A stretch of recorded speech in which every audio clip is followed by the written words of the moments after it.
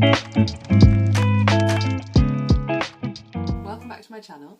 Today I thought I'd talk about books that I've read so far this year, and then I thought then at the end of the year I would do books that I read in the second half of the year. So this year I said to myself, I want to read more books.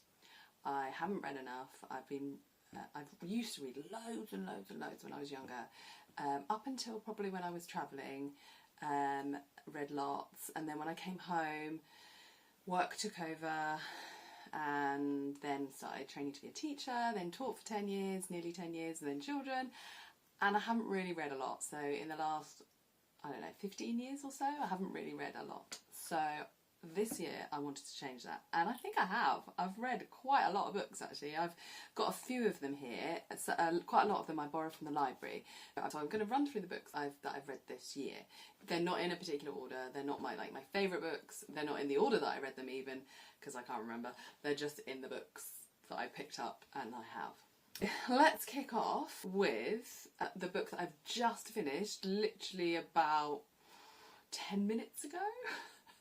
And it's Days at the Morosaki bookshop, written by Satoshi Hagisawa. And this is my first, I think, Japanese author book. I have another book that I'm in the middle of called Japonisme, which I'm in the middle of here, which is also by a Japanese author, Erin, Niimi, Longhurst. And so, yeah, I'm halfway through this one. As you can see, oh actually no, I'm almost finished that one. And I just dip into this as and when, and that's really, really good. I'm really enjoying this. So this is a book that's all about, I've just changed books, that's okay. So this Japonisme is all about concepts in Japan, or things that, so like Shinrin-yoku, which is forest bathing. Oh, bizarrely enough, I turned to Shinrin-yoku. I don't know what, that must mean something. Kintsugi, which is where they the Japanese love of things that aren't new. So when they're new, the concept that when they're at the new, they're at their worst. So you might buy a book, say, and it's new from the shop, and we in Britain and Western culture believe that that's the best it can be. But in Japanese culture, it's thought that after it's been read and it begins to smell differently, or maybe there might be a mark on it, or maybe, I don't know, because a couple of the pages might get bent or whatever, it shows the worth, it shows the love, it shows the history, it shows a story of that book with its owner, so with whoever it's with. So that, I love that idea that something increases in value with age, not decreases. And yeah, there's so many things. Anyway, so when a pot breaks, for example, they use kintsugi and they fix it maybe with some, I don't know what they call it, like resin, gold resin or something. And you might have seen them, like when there's a crack and there's that beautiful golden line that comes down, and that's someone who's put it back together and repurposed it, or used it again if it works just the same. Depends what it's for, obviously. And I think it's beautiful. I think it's stunning. So yeah, anyway, so I'm learning a lot, and it's a lot about peace and calm, and that's why I read it sometimes before bed. It sits by my bedside table and I read that at bedtime. Anyway, back to the first book. Days at Morosaki bookshop. Morosaki bookshop. This is actually a book that my sister-in-law bought me, and she said she bought it because she loved the front cover, and oh my gosh, I love the front cover. Can you see that it's slightly shiny as well? It's so cool, and I obviously love all the books, and I love the bicycle inside there too, and the way that this now makes sense to me, obviously, because I've read the story. So this is about a young girl who is in Tokyo, who's moved to Tokyo from the countryside, and it's about her finding herself and realising that she is valid. Her thoughts and her opinions are important, and also the bursting of the bubble that adults are better, or that know more than her, or somehow they must have it all sorted because they're an adult. And I'm here to tell you that's not true at adults don't have it sorted out. I'm 42 now and certainly do not have all the answers. Or very few of them indeed. So this book, I've been dipping in and out of it for a while now. I actually read another book in between. I sort of started it, went about that far, stopped, and then started another book and finished the other book first.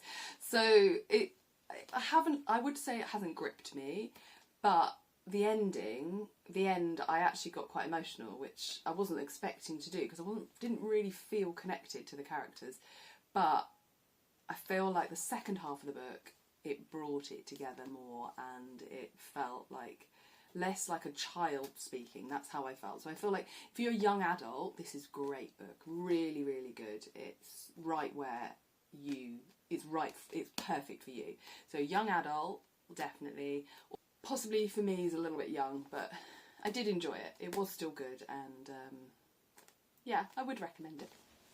Okay, my next one, definitely recommend this one. This book was brilliant. So this is called Babel, and it's written by R.F. Kuang. So it's set in Oxford, but Oxford in the past, sort of, I can't actually remember, like a couple of hundred years ago.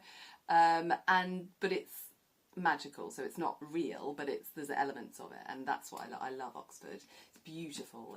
That's what drew me to the book. I actually chose this one in a book because my husband was buying a book, and there was 2 for however much, or buy one get one free or something.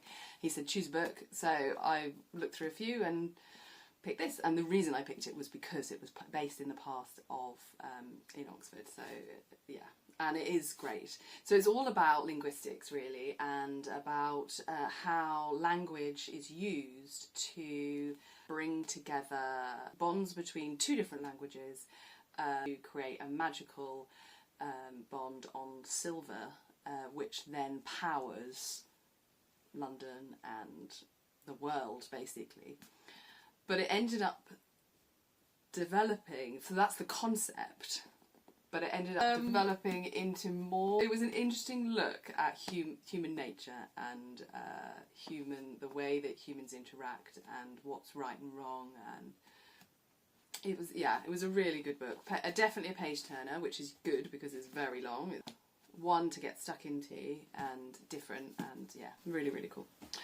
Now, my 2 children both wanted me to read one of their books, and I was like really keen to, because they're trying to encourage their reading, but obviously they're both kids, so these aren't books I'm necessarily recommending unless you're a child obviously, but I enjoyed them. So the first one, this was my 8-year-old son. It's epic. He's a very good reader. So this I would recommend for 8 if you're a very good reader, or more so maybe teenager really. The themes in this were quite teenage based. There was some love in there, relationship thing. However, he got so much out of the interactions, and the story is fabulous. And the way Rick Riordan, sorry, I actually didn't say the title, it's called Heroes of Olympus. That's the series of books. I think there's 5 in the series. This is the first one, called Lost Hero, and by Rick Riordan. And he also did Percy Jackson. So Percy Jackson's in here, but he's not the main character in the first one. That's Jason. And it's about the modern children of the Greek gods, or Roman gods, depending on which part of the story you're doing, but more on that if you read it. So it's about they're not direct descendants, they're I think they call them half-bloods, and they have their own space in the world, so they've got powers and everything like that, but they're not true gods, so they can't live on Mount Olympus. And it's about the fighting the evil and battles and using magic and everything. So it's great. It's a really, really good story, which I enjoyed reading, and would be good for, yeah, anyone 8 upwards who's a very good reader, but 10 really, 10, 11, 12 maybe, would be fabulous for reading that one. My daughter's one, I don't actually have the book because we got it from the library, was by Phillipa Gregory, called Princess Rules. and it was really good. It was a trilogy of 3 stories, and about a princess and her friend and her brother, I think, and they had little missions and little things to solve, and it was about the princess defying what it means to be a princess, and anything that does that for my daughter who's 6 is great with me. I don't want her to believe that women can't do this or they have to do that. We can do anything, and books that empower that really inspire me and make me I'm pleased that she's reading it. She chose it, and it's great. So again, she's a good reader too, but 6 is great. 6 perfect. A good reader 5 maybe, but anything up to maybe 7 or 8 would be perfect for that book. Next one, I read a trilogy of books earlier in the year that my friend at work recommended. She recommended a trilogy called the Winter Night Trilogy by Catherine Arden, and they're really, really easy to read. And what appealed was that they were, again, a female central character who was struggling with how to fit in because she had so much magic, and it was based in the middle of Russia, sort of in the outskirts countryside of Russia in the past again. So again, historical, which I love historical fiction. I don't know how much is accurate, but they had a lot of Russian words in there for things, and she had a glossary at the back, which I really appreciated because it made it come alive and made it feel more in that space, in that world. The first book, The Bear and the Nightingale, was my least favourite, but it got better as I went through. I think the second one's called The Girl in the Tower, and the last one, can't remember. But they're here if you want to look at them. They are, really, really good books to just plough through. I read the last one, I was leaving work, so I read that within, less than a week. I was just doing every moment I could. I was just reading it, and it was because I needed to, but also because it was good. It was easy, really easy read, and worth time if you like just chilling out to a story. I would recommend reading those 3. Next, I read. So I am desperate. I don't know who else out there is desperate for Patrick Rothfuss to release the 3rd one in the trilogy, the Kingkiller trilogy. I am absolutely desperate because I read the Wise Man's Fear, which is the second one. I think it came out in 2012, so I read it 12 years ago, and it's the 3rd one still hasn't come out. So I'm reluctant to recommend that trilogy because we don't know when Patrick's going to get it out to us. He's a great writer, so it's one of my favourite ever trilogies that I've read. I've read them multiple times because I keep expecting it to come out, and I want to be up there. I want my memory to be there and ready to go as soon as it's out. So I keep reading the first one, which is called Name of the Wind, and the second one, which I've actually lent to someone, but the second one is this one, Wise Man's Fear. It's huge, absolutely humongous. His world building is phenomenal, and the main character, Kvoth, is, I don't actually know how to say it, but that's how I say it, Kvoth. I love him. He's brilliant, so humble and talented and kind, but also so clever and tragic. There's a lot of tragedy, yeah. So I would recommend reading them, but that's not what this video is about. This video is about books I've read. So in lieu of the 3rd book, I read this book, which came out this year, I think, and this is actually he wrote it back in 25 years ago, a while ago, but was much shorter, I believe, and he's made it into a bigger short story. And it was called The Narrow Road Between Desires by Patrick Rothfuss. And this guy here, he is in the Kingkiller Chronicles. He, so this is Boston. He lives with Fuff. And so it's more information about him and more details about why and who he is, what he does, and why he is how he is, and his standing in the town. And yeah, I really liked it. I thought it was a really good, nice book. Read it really quickly again. It was a really nice book. Next, the one that I read in between when I was reading The Days of Morosaki Bookshop, I read this one in between, Abroad in Japan, by Chris Broad. He is a YouTuber who moved to Japan 10 years ago. Oh yeah, 10 years ago, because it's called 10 Years of Living in the Land of the Rising Sun. I am sparky. So he moved to Japan 10 years ago, and on a scheme which brought English-speaking people to come and teach English to Japanese students. That was a long-winded way of saying that. And he has written about his time and what he's learned and what he's found out and what he discovered along the way and his experiences.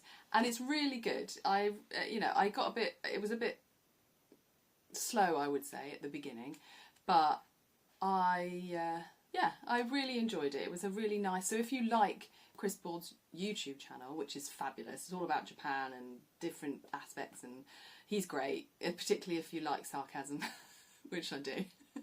Most people from Britain do. He's funny, and he's just who he is, and if you don't like it, you don't like it. If you do, it's great. He just says it as it is, and I wish him, it's great.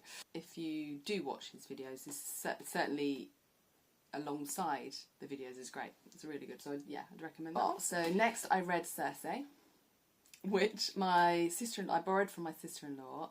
She loved it, and I hadn't heard of it before. Circe by Madeline Miller. And I've subsequently found out that she's written quite a few books along the same sort of lines, which is it's about a Greek god or a Greek demigod or a Greek whatever. It's something to do with Greek history, and this one particularly is about a lady called Circe. She's a witch, and she has a particular name which I've forgotten. I'll type it below. And she, it's about her life and about how she becomes to be known as the person that we know from history, like her story. And it's really, really good. I really liked it. I wasn't keen on the ending. Not sure it fit, but maybe that's what it is historically, I don't know. But yeah, it's really enjoyable. I really enjoyed that. So yeah, I'd recommend that absolutely. And there's a couple of other Madeline Millers that I want to read. They're on my to-do list, but this one I would recommend. Next one, Ocean at the End of the Lane. So I wanted to read a lot of Neil Gaiman for a while now, because everyone raves about Neil Gaiman, and also I live where he wrote The Graveyard, so he used to be from the area that I live, and I didn't know that. And I walk through the graveyard all the time where he wrote the Graveyard book, or got the idea for the Graveyard book. So yeah, the Graveyard book is on my list of ones I want to read, but the one I read was Ocean at the End of the Lane, and here it is. I read it and I really enjoyed it. It's sort of an understanding of what Neil Gaiman is. If you don't know, he also produced Coraline, which is probably his most famous because it was a film. But he often does quite dark or like underworldy type stories, and this one was no different. So that's kind of the level that you're expecting, the way where you're expecting Neil Gaiman to go, and it was good. I'm not necessarily that sort of way. I'm much more I don't know, in the D&D world, in the fairies, dragon magic and things like that. And this was more darker, but it was still appealing and it was still good. It was really, really good and very easy to read. Really, really easy to read. I turned it over like in a couple of days. So yeah, definitely good. Do recommend, and written really well. Really, really well written. The last one I haven't got, I read a non-fiction book. I read Matthew Perry's Autobiography, which I haven't read that many autobiographies. Lily Allen's I read. It was really, really good. I did listen to that on audio. That was brilliant. Really, really good. Matthew Perry's was okay. It was really interesting. I love Friends so much. So that was really good. It felt a bit weird reading it after he'd passed away. I don't know. It just... I mean, I wanted to read it before that anyway, but it just felt a bit strange. But it was good. It was really good, and it was really interesting to hear the stories behind where and how he came to be where he was. And he did a lot of good, man.